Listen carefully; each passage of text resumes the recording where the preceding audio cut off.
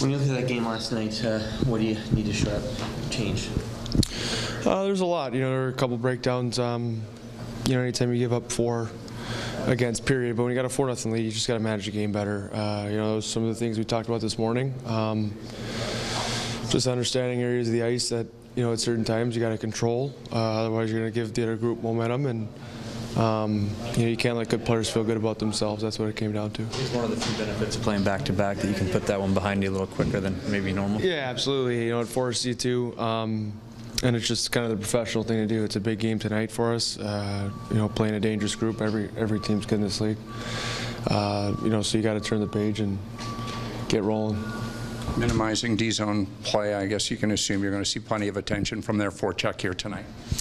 Yeah, they're going to want to get pucks in and behind us. Our goal is just to break out clean and try and be fresh so that when you're playing offense, you can actually make something happen.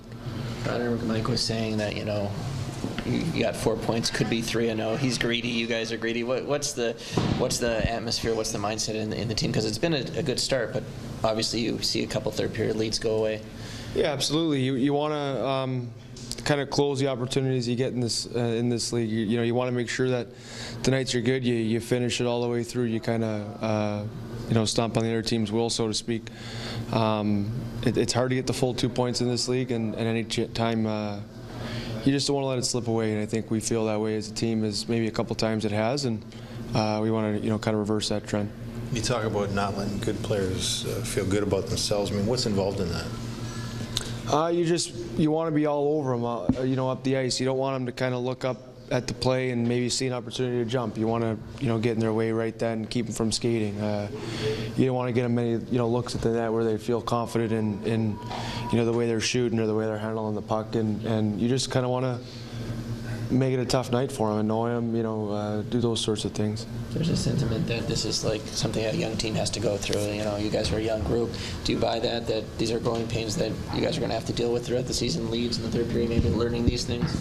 Yeah, maybe. I think that's where you can point the finger at. But even though our team, may be young, the message is we've all heard it.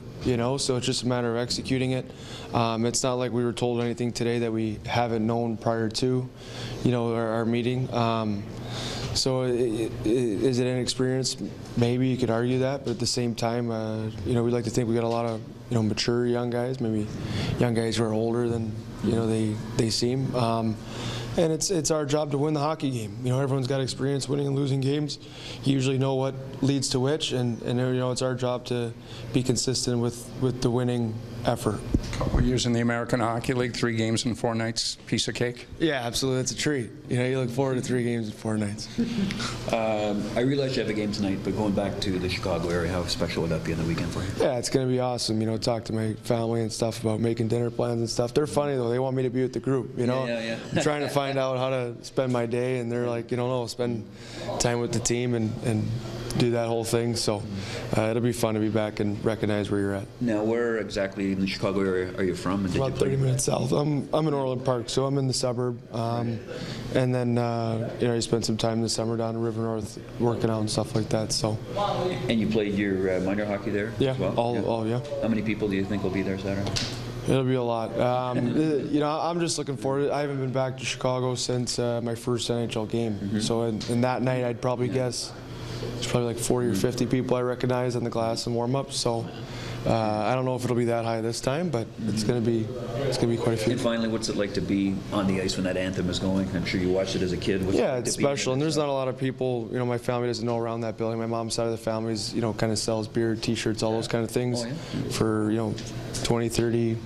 I want to guess 40 years now. So in the building? Yeah. So there's not the stadium, so when we used to walk around the concourse, you'd recognize everybody. So it's a special night for my family to be able to walk around and say, hey, my son's out there. So it's cool.